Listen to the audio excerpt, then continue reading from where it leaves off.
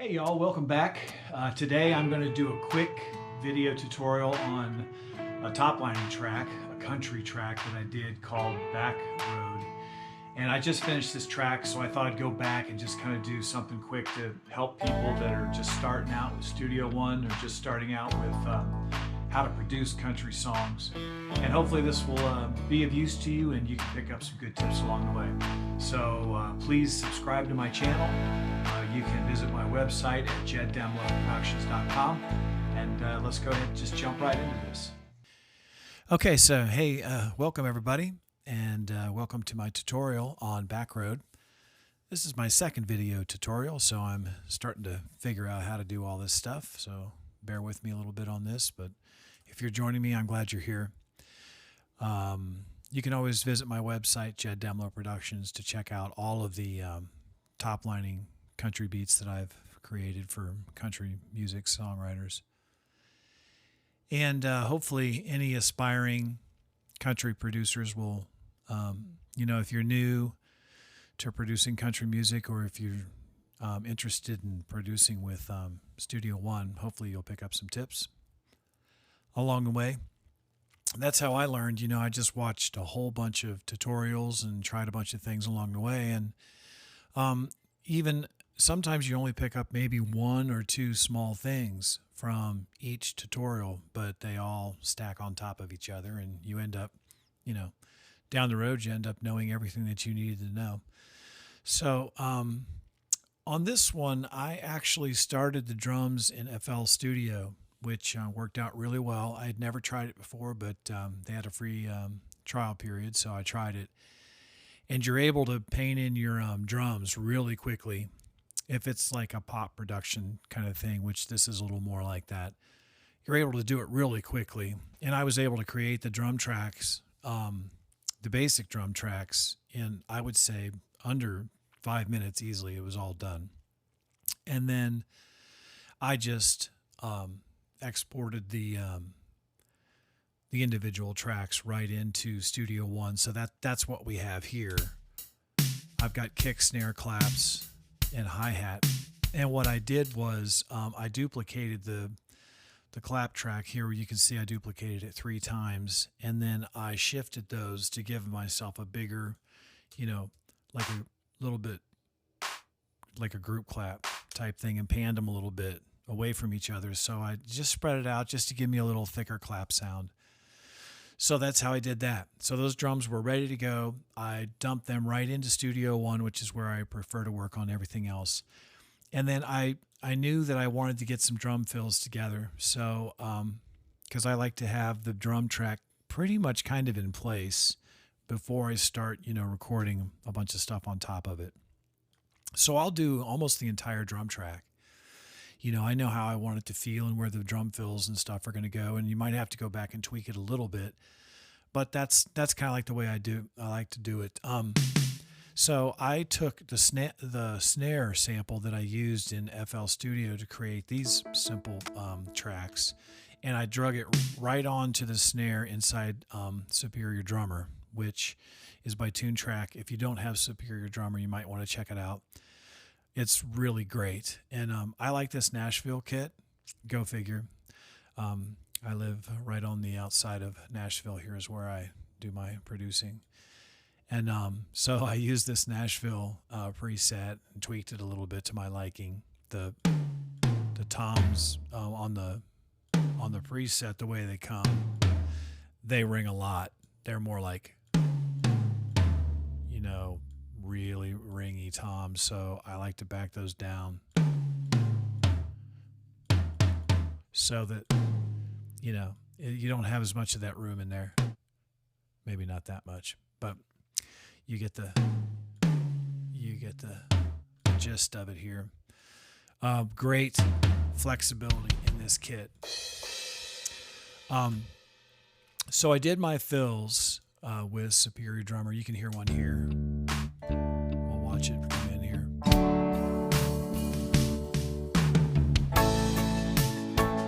Okay, so that's how I did the drums. Next, I knew that I like to have some kind of shaker thing happening a lot of times in the chorus. So I use Stylus RMX for this. And if you're going to do shakers, and if it's a simple 8th note or 16th note part, and it doesn't have, a ton of variations going on throughout the song, this is a great thing to use. I've recorded real shakers, and I've used this. And the difference is nominal. If it's a very simple part that doesn't require, a lot of articulation and changes going on through it, check out Stylus RMX because it works fabulous for shakers. That's pretty much one of the only things I use it for, but it does that extremely well, so I use that. Now the next thing that I did probably was, I did this acoustic guitar part. I wanted to kind of get the beginning going. So I used this picked acoustic from Session Guitarist, which is a pattern-based virtual instrument, and it sounds great.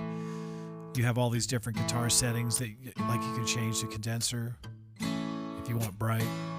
I like the ribbon better on this one. So that's how I did that. And you just play the part in, and we can look at the MIDI here, or I can play it on my keyboard. I'm actually playing it on my keyboard now. You can see the notes over there on the left. You go minor, it'll follow you around. 7, minor 7. It's a great tool.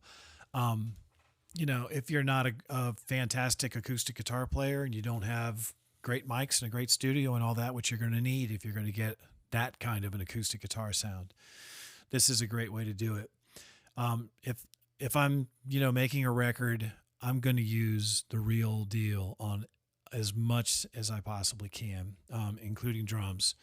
But I do replace the drum sounds a lot of times with samples if I'm making a record. But for top lining tracks, for country beats and stuff like this, singer-songwriter tracks, demos, this is a great way to go because you can work really fast and it sounds fantastic. And so you can keep the budget down too with stuff like this. So that's how I did the acoustic guitar parts. Now what I did next was I did a Rhodes, or not a Rhodes, a Whirly sound. I played in Whirly part, and I used the Arturia Wurlitzer for that. And this thing is great. Check it out. The only thing that I will say is that the presets, the way they come up, the sustain pedal and the note on-off noise is like super loud. They have them cranked up like this. You can hear all that noise, and it sounds real, but I don't want that in my recording most of the time. So I did crank those way down. So I did my whirly part, and then I made these whirly echoes. You can hear. And I used my favorite delay, Echo Boy. And I went with 16th notes on that. So if you're a beginner and you're not familiar with delays a whole lot, the Echo Boy from Sound Toys is really worth checking out. You can select, 8th note. You can hear that now. Half note, quarter note. And on this mix button here,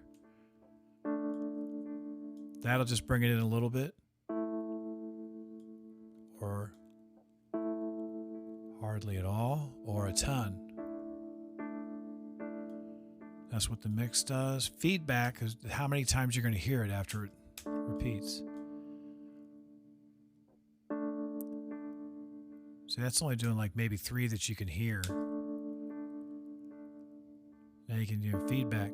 Gives you a whole bunch now if you keep cranking that up. The low cut just makes the delays not have the low end in them as much. Hear how the repeats are just high end now. So this is great. A great tool to have if you're just starting out. You need a great delay. I recommend Sound Toys Echo Boy. It's one of the best I've found. I love it. I use it on guitars all the time. So the next thing that I did this little mutes, and I use this electric vintage session guitarist for the mute.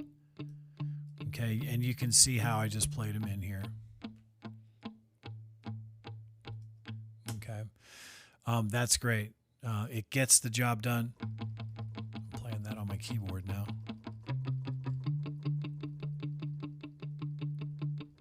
It gets the job done quick, and it sounds really nice, especially in a track.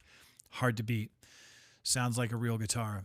Then I wanted to have some kind of movement in the chorus, so that's why I did this pick guitar part. Okay, and this is the electric vintage session guitarist. I just really like the way that sounds. I added a little bit of this little radiator to it, which is, just kind of like a preamp, saturation type of a thing. You can hear really thickens it up. Little radiator, and that is from Sound Toys as well. Great on guitars, any kind of guitar, virtual guitar, real guitar. Check it out. So the next thing after that, I thought, well, I really need something to glue the instruments together. So I wanted to just put a basic, like B3 rock organ type sound in there, just to glue it together. We'll hear it when the next notes happen here. Here we go. Very simple. Just acts as glue.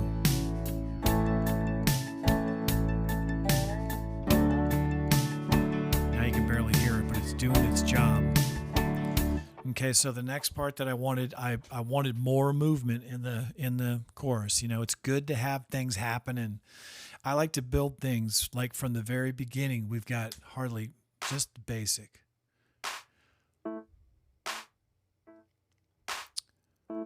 I started too soon. We missed the acoustic guitar. Here we go. So there's hardly anything going on here. It's just the acoustic guitar and the claps.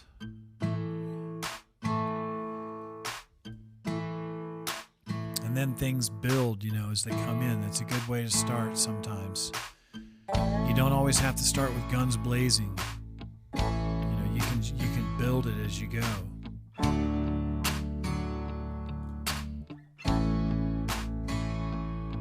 I played real guitar on this too a bunch, so that's not in here yet. That helped to make the build bigger. Now we've got our the ping pong mutes that I did. You can hear them here. I use the electric vintage on that.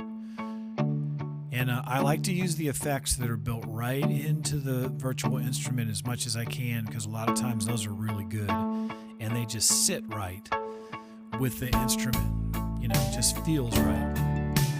So you can mix those in the way you like them. So I had plenty of movement starting to happen, in the chorus. Everything felt good. Drums are happening. I probably did the bass right about this time. A lot of times I'll build a lot before I even bother to put the bass in, I just get my basic feel and vibe and groove and all that stuff happening. That beginning bass part I played myself and then played it with a virtual instrument, and because you can just play it on the keys. And then when we got to the chorus here, I actually put in the chords and had it play it. So this is the Easy Bass by Tune Track. This thing is great. And I have a classic rock bass, a modern bass, and a vintage bass. And I've used the modern one on this one. Just a clean DI. And for beginners, the clean DI, that just means a direct in, so it's not going through a bass amp emulation or any of that kind of stuff. So, Easy Bass, great. Check it out if you don't already have it. Again, if I'm making a record, I'm going to have a real bass player. But if I'm doing a demo or a top lining track, the Easy Bass sounds fantastic. Once you get that in the mix with all the guitars and everything, it's pretty hard to tell the difference a lot of times between it and the real thing. The next thing that I wanted to have was some kind of, I wanted some kind of Eric Church, piano thing going on. So I use this Easy Keys, which I love. This is the Studio Grand with the Atmos preset on it. And it's just a really simple part that I played. Okay, just a little melody there. But it's nice. It adds. I actually doubled that part with the guitar, which I'll show you here in a little bit. So I'm starting to, it's really starting to fill out nicely now. You've got all these parts. A lot of times I'll play more parts than I'll even use. It's just whatever hits me at the moment. I just play it in there. And then I can come back to it later and say, well, do I really want that? Or do I really need that? Is that really working well with the track? Sometimes it does. A lot of times it does. Sometimes it doesn't. And I'll just get rid of those parts. Okay, the next thing I did was a little resonator guitar part here, and I'll show you that. We'll just solo it so that you can hear it good. And this is a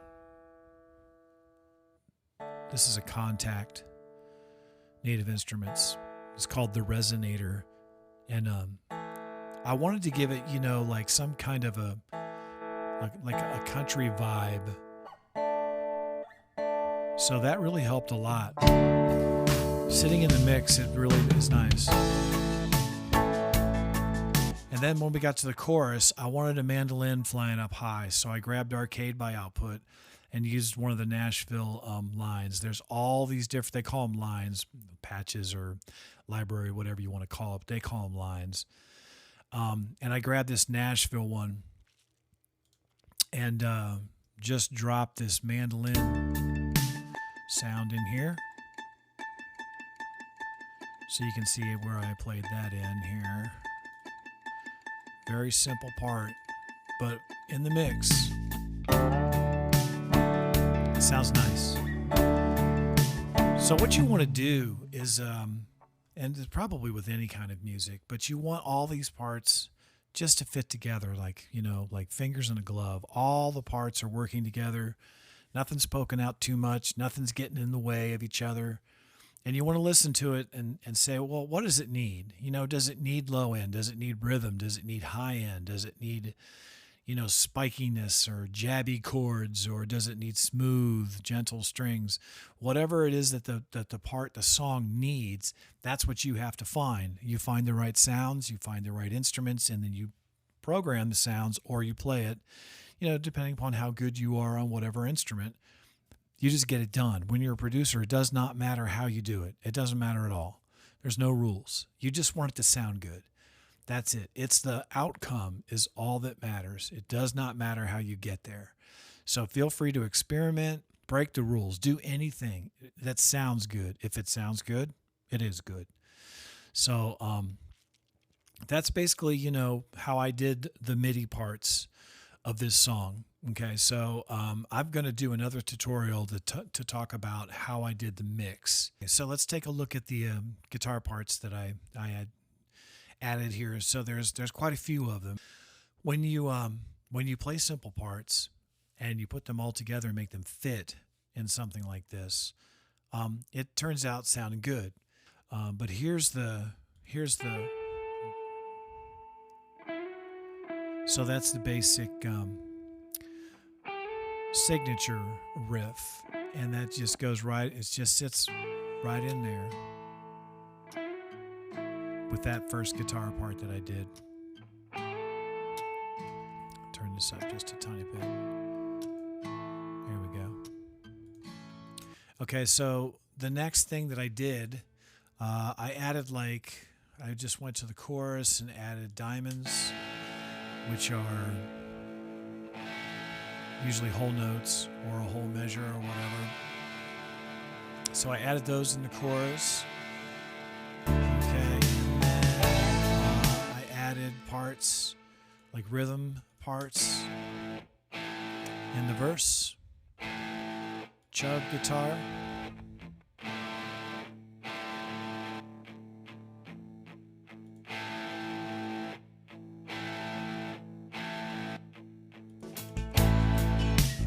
And I have riffs going on in the verse.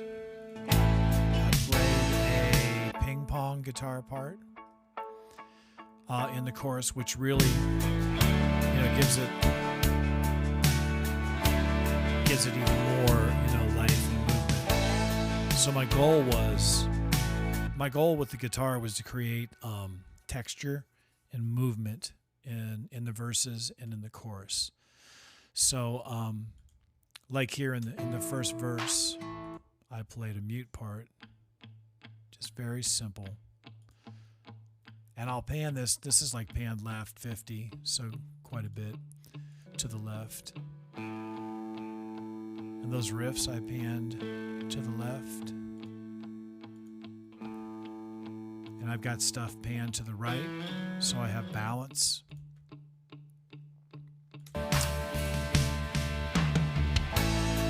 So that's basically what I did there on the guitar part. There's a lead break. I did a lead guitar break here. I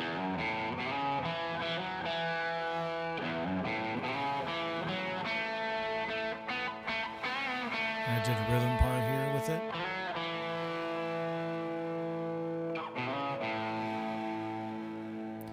And again, I really like that Echo Boy. Back to that. Quarter notes, delay on that, and I got it mixed in nice.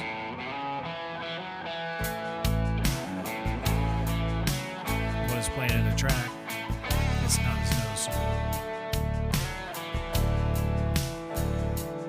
I'll show you the chorus riff that I was talking about. That's the same as the piano. There it is on guitar, and here it is with the piano. So you can hear them both. The piano's off to the right, the guitar's off to the left.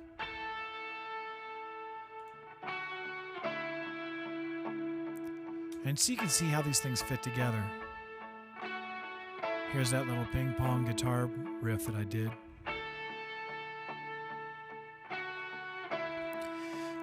That's the thing that I was talking about, is you want these parts to fit together. Here's just a little guitar rhythm part. And this stuff is ultra simple stuff. Here's the diamond. I use by the way, I use the Headrush gig board for all of these guitar parts.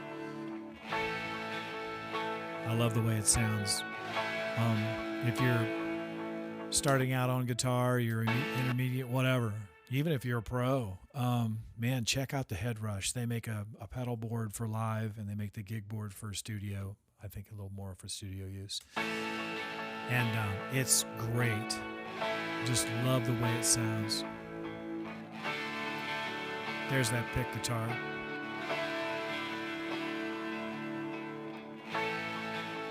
And some riffs. Mutes.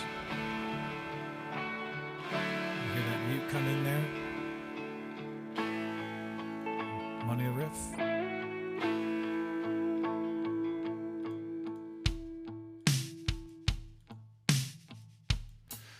So you can hear the different guitar parts now, what they're doing. Here's the chugs. Rhythm for the verse.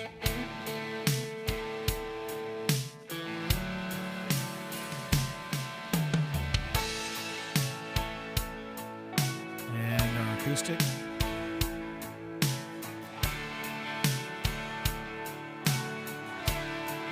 Shaker.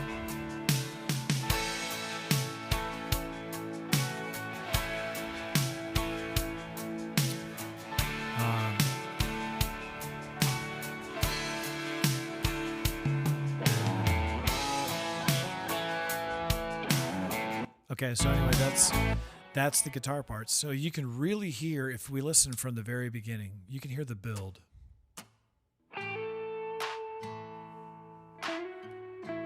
Just very simple here.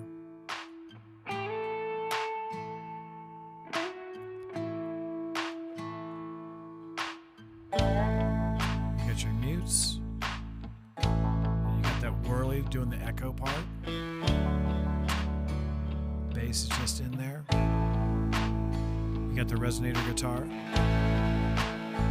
Then you got the wide little, distortion guitar.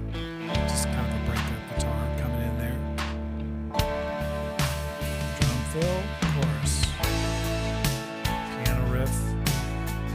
It all hits together. Mandolin. Just flying up high. All this stuff just fits together. So basically, that's pretty much going to wrap it up for me today on this. But hopefully you've gotten some kind of good information out of this. Aspiring country producers, if you're just starting out, hopefully this helped you. If you're working in Studio One and you're, looking to improve, hopefully you found some good stuff, from this today. And please subscribe to the channel and check me out on JedDemlowProductions.com, and you can also check out all my videos, top lining tracks on YouTube. If you know, or if you are a country music writer, check out my top lining tracks, to take into your next write. And tell your friends about them. If you're doing the country music thing, I'd appreciate it if you would share my information with your other writer friends if you like the tracks. And I'll be talking to you more down the line.